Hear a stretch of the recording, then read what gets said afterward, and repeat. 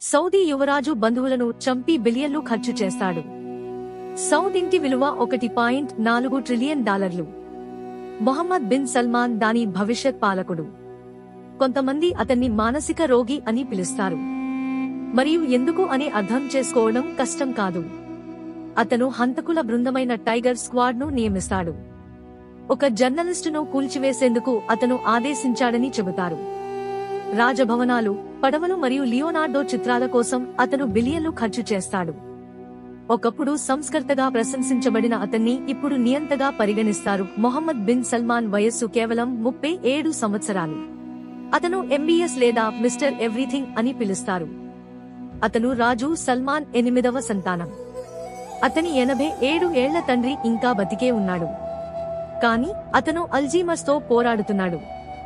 వాస్తవానికి అతని కుమారుడు ఇప్పటికే ప్రభుత్వానికి బాధ్యత వహిస్తున్నాడు. రాజకీయంగా సౌదీ అరేబియా 2 శిబిరాల్లో అడుగు పెట్టడానికి ప్రయత్నిస్తోంది. చమురు ఉత్పత్తి కోతలలో రష్యాతో జతకట్టిందని అమెరికా ఆరోపించింది. ఇది పూర్తి దౌత్యపరమైన వివాదానికి దారితీసింది. డిసెంబర్ 2022లో ఎంబీఎస్ ఈ అగ్నిని మరింత రేకెత్తించింది. అతను చైనాకు చెందిన జీ జిన్పింగ్ ను విలాసవంతమైన శిఖరాగ్ర సమావేశానికి ఆహ్వానించాడు. ఇద్దరు నాయకులు సహకరించడానికి అంగీకరించారు. శ్వేతసౌధం దాని గురించి పెద్దగా సంతోషంగా లేదు. కానీ అప్పుడు సౌదీ అరేబియాని శాంతింపజేయడానికి చర్యలు తీసుకుంది. ఉదాహరణకు, అది ఉక్రెయిన్కు వరుస సహాయ ప్యాకేజీలను అందించింది. విశ్లేషకులు క్రౌన్ ప్రిన్స్ పవర్ గేమ్ ఆడుతున్నారని అంటున్నారు. అతను కోరుకున్నది పొందడానికి ప్రపంచ శక్తుల మధ్య ఉద్రిక్తతను సృష్టించాలనుకుంటున్నాడు. అమెరికన్ అణు సాంకేతికత.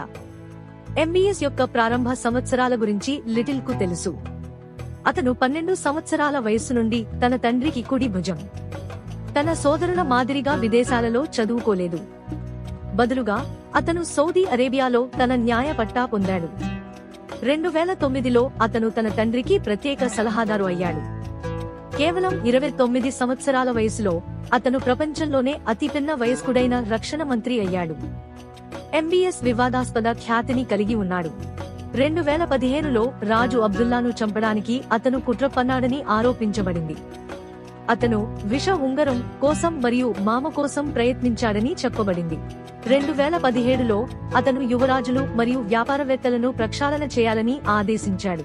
1 సంవత్సరం తరువాత జమాల్ ఖషోగిని దారుణంగా హత్య చేశారు. ఆ కాలమిస్ట్ ఎంబీఎస్ రాజకీయాలను విమర్శించారు.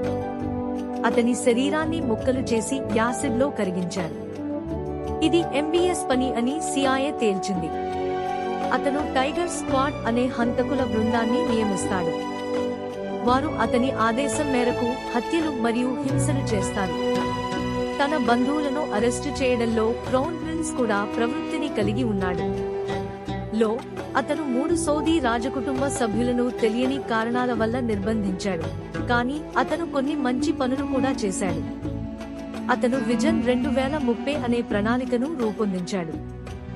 ఇది సౌదీ అరేబియా చమురు వ్యసనాన్ని అధిగమించడానికి సహాయపడటానికి ఉద్దేశించబడింది. అతను విద్యను కూడా సంస్కరించాడు మరియు మహిళలు డ్రైవింగ్ చేయడానికి అనుమతించాడు. బిన్ సల్మాన్ కుటుంబం 1.4 ట్రిలియన్ డాలర్ల విలువైనది. అతని వ్యక్తిగత సంపద 25 బిలియన్ డాలర్లు. ఎంబీఎస్ తన డబ్బును ఎలా ఖర్చు చేస్తాడో. అతనికి ఫ్రాన్స్ లో ఒక ప్యాలెస్ ఉంది. దానికోసం అతను చాటేల్ లూయిస్ 14 నిమిషాలు కొనుగోలు చేశాడు. 300 మిలియన్ డాలర్లు. దీనికి వైన్ సెల్లార్ మరియు సినిమా థియేటర్ కూడా ఉన్నాయి.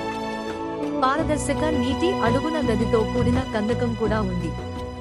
సెరీన్ అనే సూపర్ యాచ్ యజమాని కూడా ఎంబీఎస్.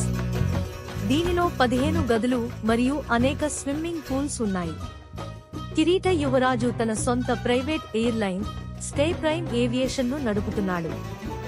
అతను తన సొంత క్లబ్ న్యూకాజిల్ యునైటెడ్ తో ఫుట్బాల్ అభిమాని.